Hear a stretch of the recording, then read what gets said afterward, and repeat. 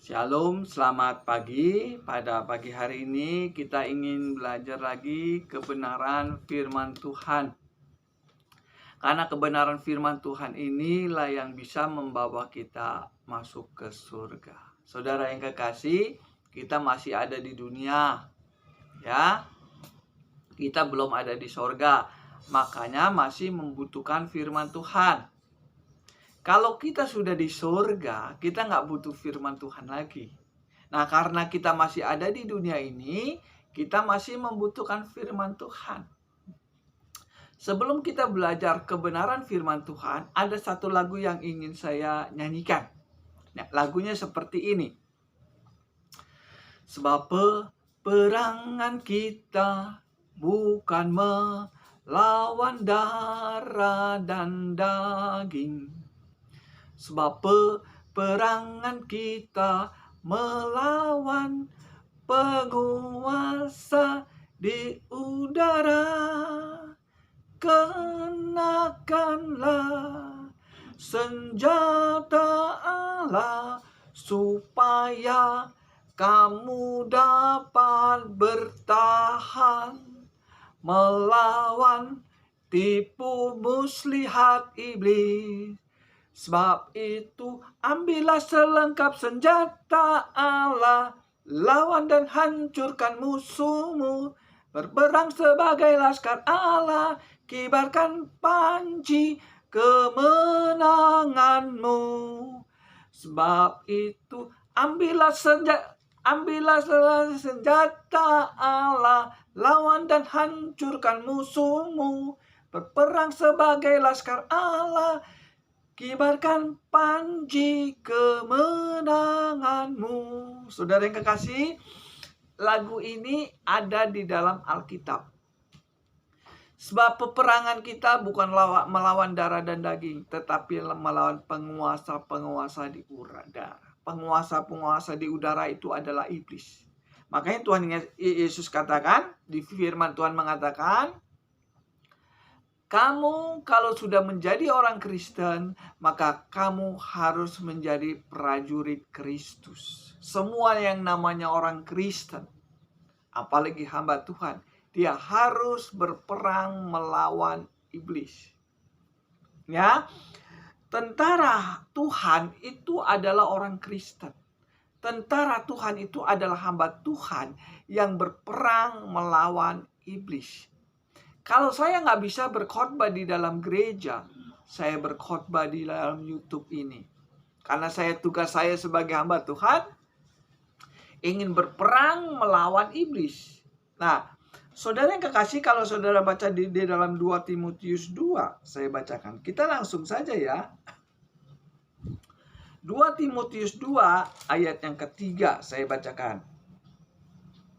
Saya bacakan ayat ketiga. 2 Timotius 2 ayat yang ketiga. Ikutlah menderita sebagai seorang prajurit yang baik dari Kristus Yesus. Seorang prajurit yang sedang berjuang tidak memusingkan dirinya dengan soal-soal penghidupannya, supaya dengan demikian ia berkenan kepada komandannya. Jadi kita ini orang Kristen itu hanya sebagai prajurit Kristus. Komandan kita adalah Yesus. Ya, komandan kita adalah Yesus. Kita adalah prajurit. Kenapa Tuhan mengangkat kita sebagai prajurit? Karena kita masih ada di dunia ini. Dan di dunia ini masih ada iblis. Makanya Tuhan ingin melatih orang Kristen supaya bisa melawan iblis. Seperti lagu yang tadi saya katakan. Sebab itu ambillah segala senjata Allah, lawan dan hancurkan musuhmu. Jadi orang Kristen itu harus berjuang melawan yang namanya iblis. Hancurkan iblis. Saudara yang kekasih, ini sangat jelas. Ikutlah menderita sebagai seorang prajurit yang baik dari Kristus. Berarti Tuhan menuntut kita sebagai prajurit yang baik. Kalau ada prajurit yang baik, berarti ada prajurit yang nggak baik. Ya, ini saudara harus menjadi prajurit Kristus. Tapi banyak orang Kristen nggak sadar. Mereka sangka kalau sudah diselamatkan, sudah nyantai-nyantai. Doa, kebaktian. Padahal pada waktu saudara sudah menjadi orang Kristen, saudara dipersiapkan menjadi prajurit Kristus. Supaya apa? Supaya saudara melawan iblis. Apa benar iblis itu musuh kita? Kalau kita baca di dalam 1 Petrus 5 ayat yang ke-8, saya bacakan saja ya, biar jelas ya. 1 Petrus 5 ayat yang ke-8, sadarlah dan berjaga-jagalah, lawanmu si iblis berjalan keliling, sama seperti singa yang mengaum-ngaum dan mencari orang yang dapat ditelannya. Lawanlah dia dengan iman yang teguh, sebab kamu tahu bahwa semua saudaramu di seluruh dunia menanggung penderitaan yang sama. Ini di sini dikatakan sadarlah dan berjaga-jagalah, lawanlah iblis. Ini dikatakan sadarlah, kita harus sadar. Orang Kristen harus sadar bahwa musuh saudara iblis, dan iblis masih ada di dunia ini. Di sini dikatakan sadarlah dan berjaga-jagalah. Ini kata-kata berjaga-jaga itu seperti prajurit yang sedang ingin berperang. Dia berjaga-jaga untuk melawan iblis. Tapi banyak orang Kristen gak sadar masalah ini. Mereka merasa sangkanya kalau sudah diselamatkan, mereka gak berjuang lagi. Tidak. Alkitab mengatakan kalau saudara sudah diselamatkan oleh darah Yesus, maka saudara harus berjaga-jaga untuk mempertahankan keselamatan yang saudara sudah dapat dari Tuhan. Jadi jadi orang Kristen itu gak enak saudara. Dia harus berjuang, berjaga-jaga untuk melawan iblis. Kalau kita berjuang, berarti kita harus melatih hidup kita untuk melawan iblis. Seperti tentara begitu ya.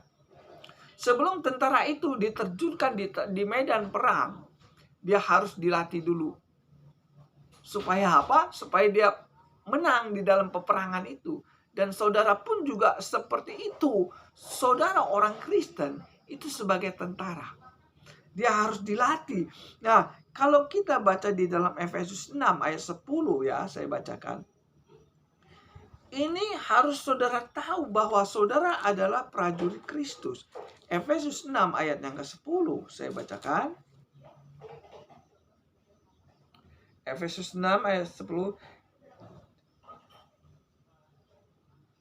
Tunggu sebentar. Salah saudara yang kekasih. Efesus 6 ayat yang ke-10 ya, saya bacakan ya. Akhirnya hendaklah kamu kuat di dalam Tuhan, di dalam kekuatan kuasa-Nya. Kenakanlah seluruh perlengkapan senjata Allah supaya kamu dapat bertahan melawan tipu muslihat iblis. Jadi Tuhan mengatakan kamu harus mempergunakan senjata Allah supaya kamu dapat melawan tipu muslihat iblis. Tuhan suruh kita untuk melawan iblis, saudara yang kekasih. Makanya Tuhan katakan, kenapa Tuhan kasih kita perlengkapan senjata Allah? Ini senjata Allah. Kenapa Tuhan kasih kita Alkitab? Supaya kita bisa melawan iblis. Iblis nggak bisa dilawan dengan kekuatan manusia. Iblis tidak bisa dilawan dengan pikiran manusia. Iblis hanya bisa dikalahkan dengan firman Tuhan. Kenapa Tuhan kasih kita Alkitab? Supaya kita mempergunakan Alkitab ini untuk melawan iblis. Di situ dikatakan ayat 11.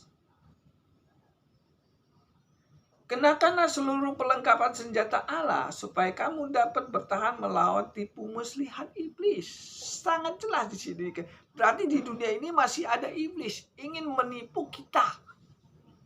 Kalau kita nggak memiliki firman Tuhan, maka kita akan ditipu. Kita baca lagi Efesus 6 ayat yang ke-17. Saya bacakan. Efesus 6 ayat 17. Dan terimalah ketopang keselamatan dan pedang roh. Di sini dikatakan, dan terimalah ketopong keselamatan dan pedang roh, yaitu firman Allah. Jadi pedang roh itu untuk melawan iblis. Nah, pedang roh itu adalah firman Kristus. Di sini dikatakan, dan terimalah ketopang keselamatan dan pedang roh, yaitu firman Tuhan. Firman Tuhan ini adalah roh, pedang roh. Pedang roh itu sama aja seperti Roh Kudus. Namanya roh itu pasti Roh Kudus. Jadi Roh Kudus itu seperti pedang yang dapat melawan iblis. Nah, pedang roh itu adalah Roh Kudus. Roh Kudus, iblis takut dengan pedang roh. Makanya pedang roh itu sangat dibutuhkan oleh orang Kristen. Namanya berperang pasti pakai pedang. Kalau sekarang pakai senjata. Ya, pedang roh itu adalah Roh Kudus. Dan Roh Kudus itu apa? Banyak orang Kristen, saya sering mendengar hamba-hamba Tuhan ngomongnya seperti ini. Serahkan semua kepada Roh Kudus, katanya. Seolah-olah Roh Kudus itu yang berperang untuk kita. Seolah-olah kita yang jadi bos. Roh Kudus yang berperang. Enggak begitu, saudara kekasih. Kita yang berperang. Kita berperang.